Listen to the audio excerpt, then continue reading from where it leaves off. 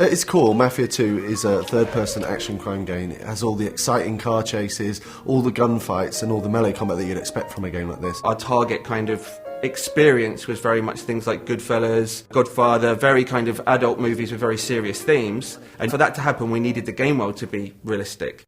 Shooting is one of the most important things in the game, and obviously, as we try to be realistic, our weapons are quite lethal. We really wanted to feel like deadly combat. What we don't want is the player sort of rushing enemies and doing things like that, you know. You can only take 2 or 3 shots before you actually die. If someone shoots at you, the first instinct is to get behind some cover.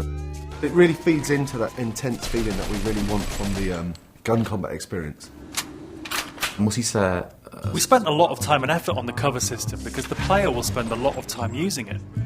But you have to be careful because the cover can often be easily destroyed. So if you're hiding behind a fence and it starts to disintegrate, it's time to move elsewhere.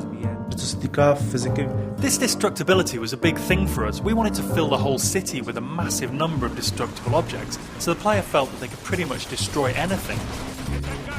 The player can use a wide range of weapons, from pistols to submachine guns. Of course, we had to include the classic Tommy gun that everyone knows from the mafia movies.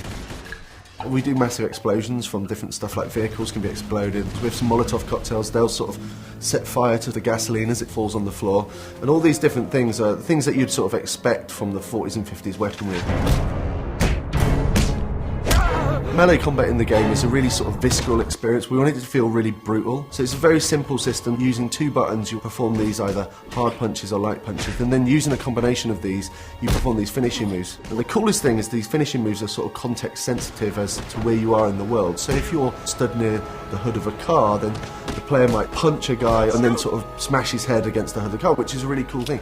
The driving model is very realistic. So you drive these things, they really feel like period cars. They feel very heavy, they feel really satisfying when you're driving them around. Once you get familiar with the controls, there's a real skill to doing the handbrake turns, the donuts and the skids in the street.